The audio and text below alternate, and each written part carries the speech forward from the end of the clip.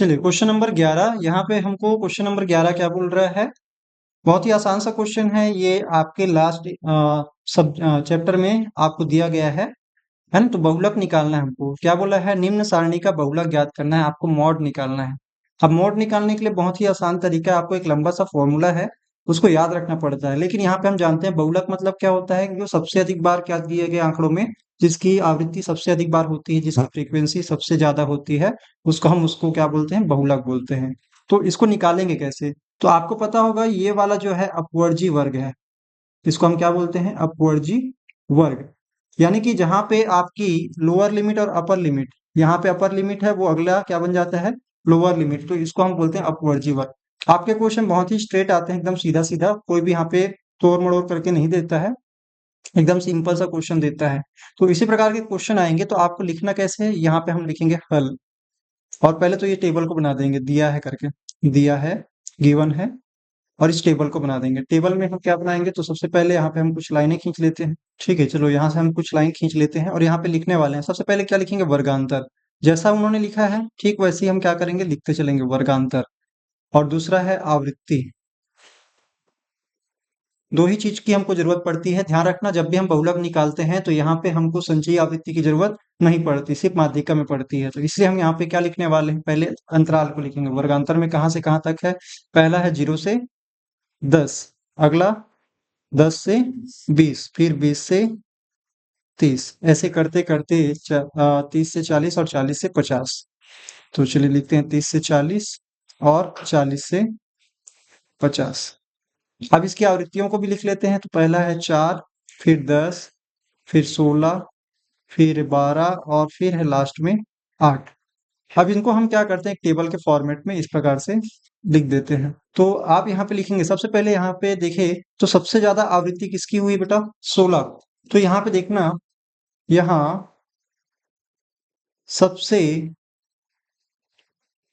अधिक आवृत्ति, सबसे अधिक आवृत्ति जिस वाले की होती है उसको हम क्या बोलते हैं, हमारा बहुलक भी उसी वर्ग के अंतर्गत होगा। तो हमारी यहाँ पे सबसे अधिक आवृत्ति क्या है, 16 है। इसलिए इसलिए हम क्या बोलेंगे, हमारा बहुलक वर्ग कौन सा हो गया, बहुलक वर्ग, मॉडल क्लास बहुलक वर्ग किसको बोलेंगे, तो बहुलक वर्ग हमारा हो जाएगा ये वाला। ठीक है, हम इसको ऐसे इस प्रकार से पैक कर देंगे। जब भी आपके पास क्वेश्चन आएगा तो आप इसको इस प्रकार से क्या कर देंगे, बनाने के बाद पैक कर देंगे। तो ये हमारा बहुलक वर्ग है। तो लिखेंगे क्या, बहुलक वर्ग है 20 से 30 है। ठीक है, फॉर्मूला क्या होता है, तो फॉर्मूला के लिए आप सबसे पहले यहाँ पे लिखेंगे सूत्र को। सूत्र हमारे पास क्या है, फॉर्मूला। तो जब भी हम बहुलक निकालते हैं, बहुलक को हम z से प्रदर्शित करते हैं, तो यहाँ पे हम लिख देंगे बहुलक z बराबर क्या होता है, L1 लोअर लिमिट है ना, प्लस क्या लिखते हैं बेटा, F1 माइनस F0 डिवाइड में 2F1 minus F0 minus F2 into L2 minus L1। यह हमारा पूरा फॉर्मूला होता है। ठीक है, चलो इसको यहाँ से देखते हैं। हालांकि मैंने सारा कुछ बना दिया है, तो दोबारा से क्वेश्चन को भी दिखाने की रिक्वायरमेंट मेरे ख्याल से नहीं है, आप डायरेक्टली यहाँ से समझ सकते हैं। सबसे पहले यहाँ पे लिखेंगे L1 बराबर क्या, तो L1 बराबर होता है, यहाँ पे L1 बराबर क्या है, 20, और यहाँ पे कोष्टक में लिख देंगे, क्या लिखेंगे, बहुलक वर्ग की, बहुलक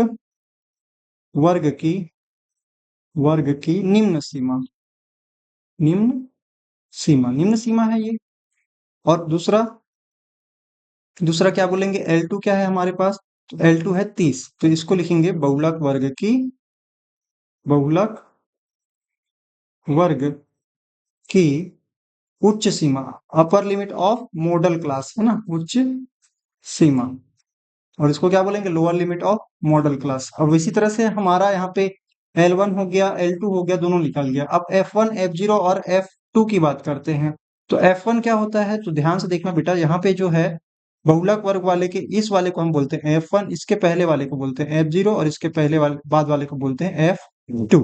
सिंपल है, 0 1 2 है ना। तो यहाँ पे L1 बराबर F1 बराबर क्या बोलेंगे, F1 बराबर कितना है यहाँ पे, 16, क्या है 16, और लिखेंगे क्या, बहुलक वर्ग की आवृत्ति, क्योंकि उसके साथ है ना ब्रैकेट में, तो डब्बे में, तो यहाँ पे हम बोलेंगे बहुलक वर्ग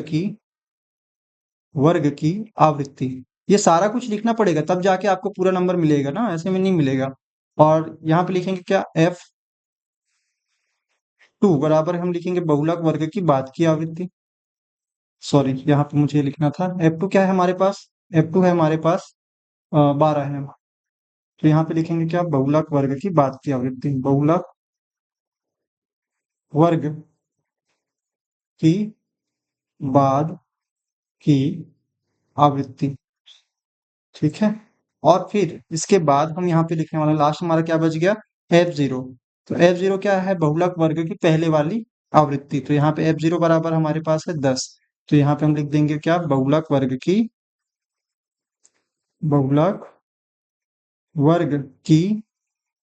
पहले वाली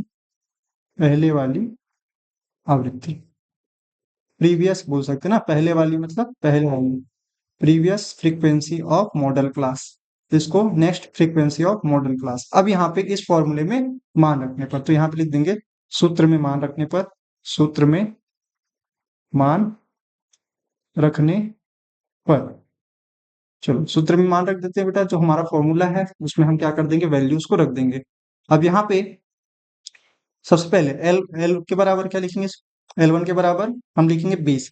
तो यहाँ पे Z बराबर L1 की जगह हम रख देंगे 20 प्लस F1 की जगह हम रखेंगे क्या, 16 माइनस F0 की जगह हम क्या रखेंगे, 10 और बट्टे में 2F1 का मतलब हो गया 2 गुना 16 माइनस F0 का मतलब है 10 और F2 का मतलब है यहाँ पे हमने लिखा हुआ है 12। तो यहाँ पे F2 की जगह हम क्या रख देंगे, 12 रख देंगे।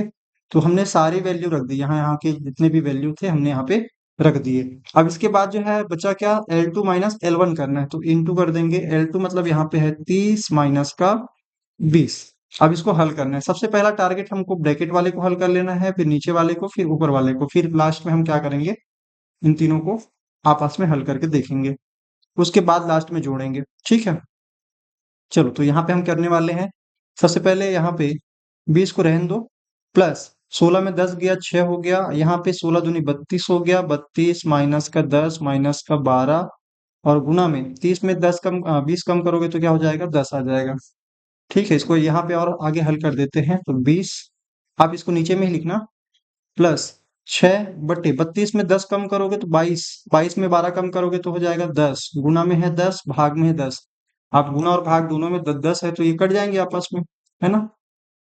तो ये गुना और भाग में दोनों जगह 10 होने की वजह से यहाँ पे ये क्या हो जाएंगे, 0 से 0 कट जाएंगे, बचेगा क्या, 6।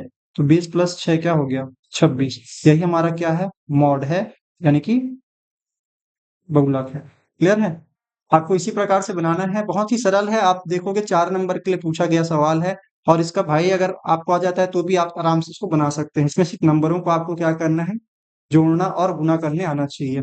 ठीक है, चलिए तो ये रहा क्वेश्चन नंबर आपका 11। ठीक है, क्वेश्चन नंबर 11 का ये पूरा सॉल्यूशन आप देख सकते हैं। इसके अथवा वाले क्वेश्चन को भी देखते हैं।